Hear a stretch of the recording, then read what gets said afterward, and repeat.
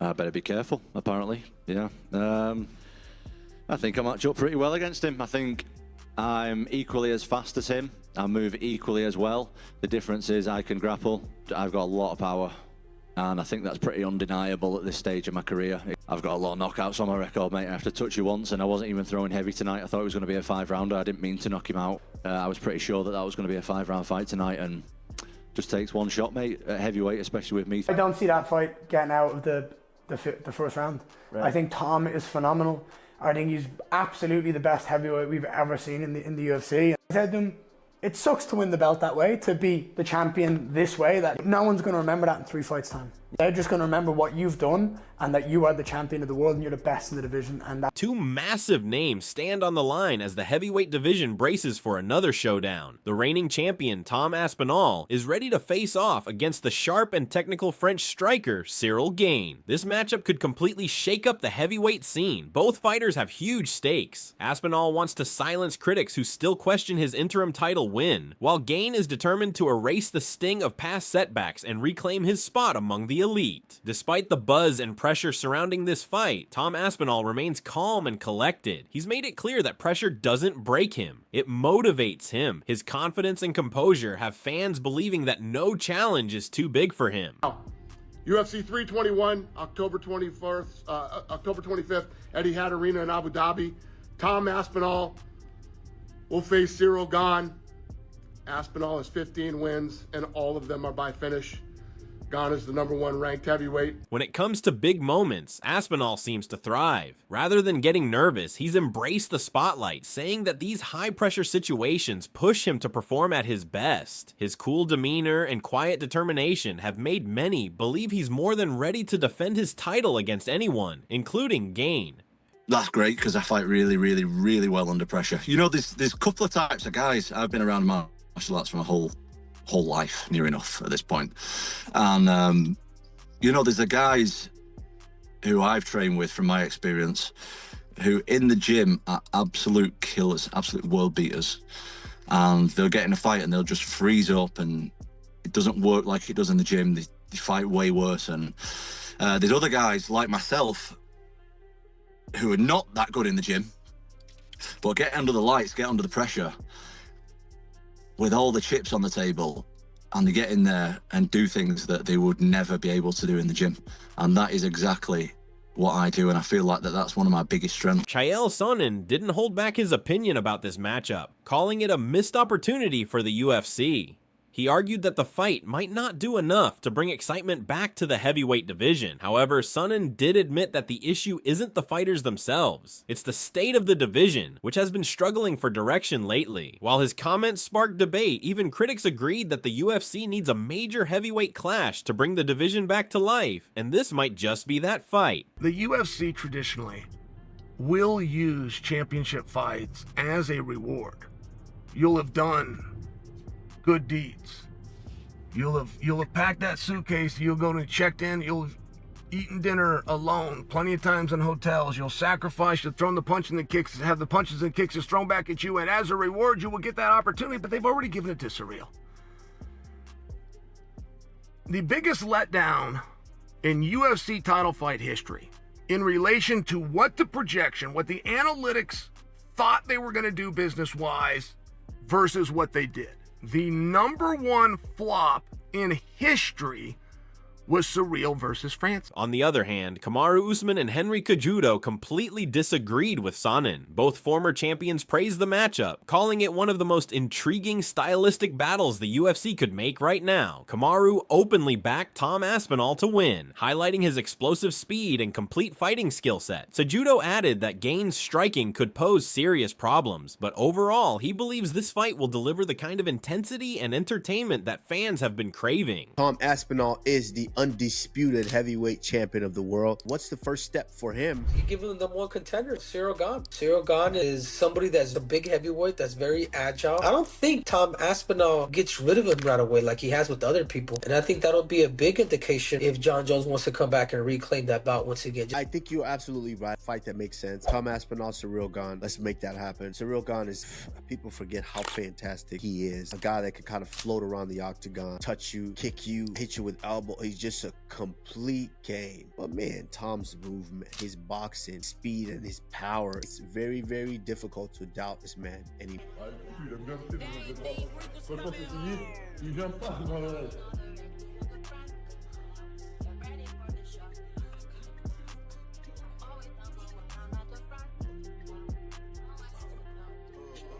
Step how you want me to step for you. Don't be no crash dummy. I ain't gonna tell you do nothing I wouldn't do. I'm just being 100. Push for me same way I push for you. In the street, show credit. Ciryl Gane has completely locked into fight mode. He's cut out distractions, staying away from social media, and focusing only on his training and personal circle. He shared that his energy is centered on his family, team, and goals. Gane believes his speed, footwork, and precise striking will be the keys to victory for him. This isn't just another fight, it's his chance to reclaim the top spot and prove he's still one of the best in the world. I'm confident for this fight. I don't want to talk of the after the fight. I'm confident for this fight. I want this belt, and I do my best during the camp for that. But everybody knows my strength already. I can move very well, I can manage the distance very well. My striking is a high-level striking, and so I'm gonna manage this. I do this for me.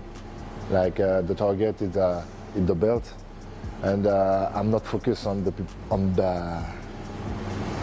social media, the people outside. I'm really focused on my family, my friend, my team, my goal, my target, and training.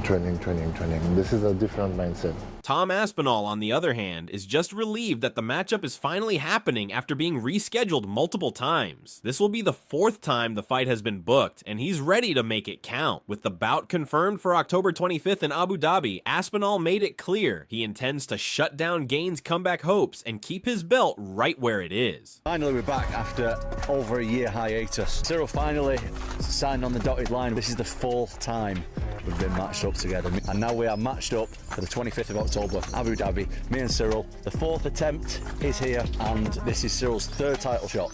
We are going to try and get rid of Ciryl Gane from the title picture for good. Aspinall knows the stakes are sky high, not just for him, but for Gane as well. He pointed out that Gane has already missed 2 chances at UFC gold, which adds even more pressure to this fight. Aspinall admitted that both of them are stepping into the cage under intense scrutiny, and neither can afford to slip. This is a make-or-break moment for both fighters. There's pressure on you every fight you have. Are you feeling pressure for this one? Hey, absolutely. Absolutely, but there's certain types of athletes, there's certain types of people, not just athletes.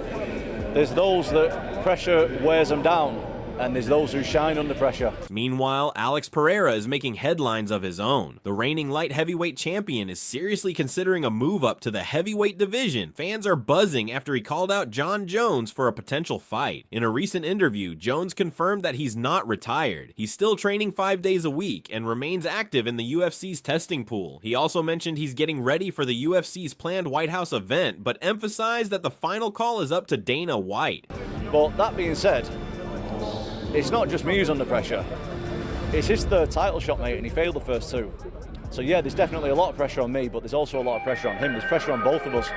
Every fight you go into, there's pressure. I can't speak for the rest of the fighters, but mate, I don't want to get kicked in front of millions of people.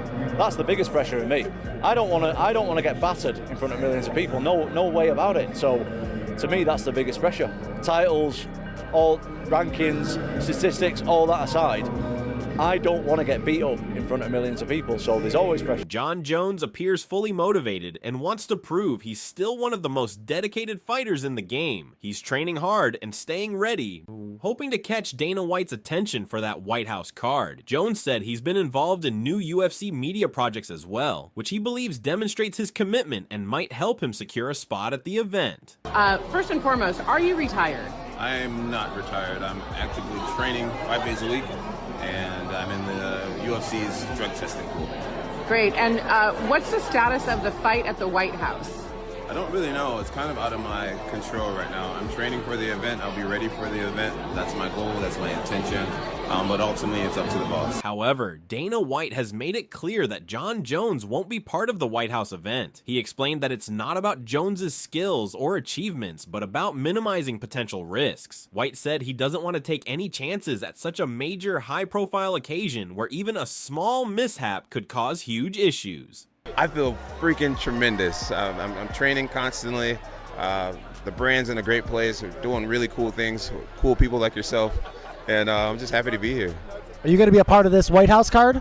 I don't know. I'm definitely training constantly for the opportunity. My goal is to just show Dana how serious I am about being in the event, and I hope he chooses me. But ultimately, it's in his hands. He's the boss. It's got to be a good sign that you're here, though, like with CBS and Paramount Plus and this big UFC deal. I feel like if you weren't in everyone's good graces right now, I probably wouldn't be talking to you, right? Exactly. It's a great sign that I'm not only here, but a part of the production and part of the show. Dana White also spoke about Alex Pereira's possible jump to heavyweight. He explained that moving up 2 divisions in the UFC is far tougher than doing it in boxing. White questioned why Pereira would want to move up when there are still exciting challenges at light heavyweight. He suggested that unless Pereira is thinking about wrapping up his career soon, staying at 205 might be the smarter choice. It's not even about him winning the belt. You know how I felt about him. I can't risk putting him in big positions in a big spot and have something go wrong, especially the White House. Chael Sonnen had a different take, though. He advised Jon Jones to go after Pereira's light heavyweight belt instead of waiting for another heavyweight matchup. Sonnen argued that a 205-pound fight between Jones and Pereira would be massive, both in terms of fan interest and championship stakes. It would be a bout with real legacy value. What is your hesitation about him going up to heavyweight? He's mentioned it a few times in the past. He always wanted that Jon Jones fight, and I understand why maybe that fight wasn't appealing to you, but what is your reservations about sending him to heavyweight at this point? Probably that he was a middleweight. He was a middleweight, and he's going to jump up 2 weight classes in the UFC. It's not like jumping up 2 weight classes in boxing. It's a big jump. And as far as Yuri's performance, and it's not that I have any reservations about it. I mean, the guy is he's in a division that there's still some interesting fights. I don't know. It's just I like the guy so much. We'll see. We'll have to talk about it. I just don't see why, unless he wants to retire, why throwing him in at heavyweight makes any sense, other than I just end up saying he wants to do it so bad. I'll just say yes. I don't know. Henry Cejudo joined the conversation too, proposing that Jones and Pereira should fight for the BMF title, a matchup he believes could even headline the White House event. Cejudo added that while Jones might hesitate to face Tom Aspinall, a fight against Pereira, especially now that Pereira's star is rising, would be an absolute blockbuster. He even suggested it could be the perfect final fight for both legends. Let me give you the hot take of the day. If I'm in Jon Jones's shoes and I hear this and I feel this buzz and there's this huge fight and it has all of a sudden got my interest, but there's no title on the line, I can fix that real fast. I can say I will fight you, and I'll even find a world title, because it's going to be yours. I'll see you at 205 pounds. And if Jon Jones does that, my partner, we're having a very different conversation. Oh, chill. Oh my God, I didn't even think about it. Michael Bisping also reacted to the Pereira versus Jones talk. He explained that Pereira told Dana White he's interested in moving to heavyweight, not just to challenge the winner of Gane versus Aspinall, but specifically to face Jon Jones. Bisping said Pereira wants to make history by taking on the fighter many consider the greatest of all time. I think what's next for Merab is the winner of Umar Nurmagomedov and Mario Bautista. I think because of that close fight that he did have with Umar, I mean I feel like it's well deserved, especially if he gets through a guy like Mario Bautista. And that's it, bro. The winner of this fight, Merab beats the winner out of this fight of Mario and Bautista. I think he should go up to 145 pounds. You know what? Call me crazy, Kush. But I do feel that if he does go up to 145 pounds, I think he could beat Alexander Volkanovski. I really do, man. If he's been able to do that to the majority of all of us, bro, imagine him feeling even better up a weight division He could bring some problems to Volkanovski or anybody at 145 pounds. Bisping went on to praise Pereira, saying he's earned big opportunities through his thrilling performances, resilience, and the massive fan support behind him. He mentioned that while possible matchups with Gigi Prochaska or Carlos Ulberg exist, Pereira has already beaten Prochaska twice, and Ulberg's style likely plays into Pereira's strengths. For Bisping, the dream fight remains Pereira versus Jon Jones, a mega showdown worthy of the White House stage. What's next? Now, of course, he wants to go to heavyweight. Dana White said that he saw him at the Performance Institute on Friday. He told Dana face to face he wants to go to heavyweight, and you would assume that by going to heavyweight, he would mean wanting the winner of Ciryl Gane versus Tom Aspinall, which goes down in just a couple of weeks. But that's not what he wants. He wants to take on Jon Jones at the White House, the greatest of all time. Depending on who you ask, of course. We're not getting into that whole debate. That's what Pereira wants. Now, I will say this. The man should be afforded some wild opportunities. What he did, the way he came back, the way he thrills audiences, the knockouts that he's had, the career that he's had, the impact that he's made on this sport, and the fan base that will once again be behind him is immense, okay? So I say give the man some fun fights. Yes, of course, there is Carlos Ulberg out there, and there is Jiří Procházka. Jiří, I could not be a bigger fan of that guy. I love that guy, but he's been beaten by Alex twice. I hate to say it, I don't think the outcome would be much different. Carlos Ulberg, yeah, sure. Make him fight Carlos Ulberg, probably beat Carlos Ulberg, because it'll be a kickboxing match. Ulberg's not going to shoot a double leg takedown. He's not all of a sudden going to turn into a Dagestani wrestler that he just beat, by the way, 1 minute, 20 seconds. He would probably beat Carlos Ulberg as well. So what do you do with him? Well, you give him something. Thanks for tuning in, fight fans. If you're passionate about MMA, don't forget to like, subscribe, and stay connected. This is Celeb Shore, your go-to source for everything UFC, from breaking news to expert insights.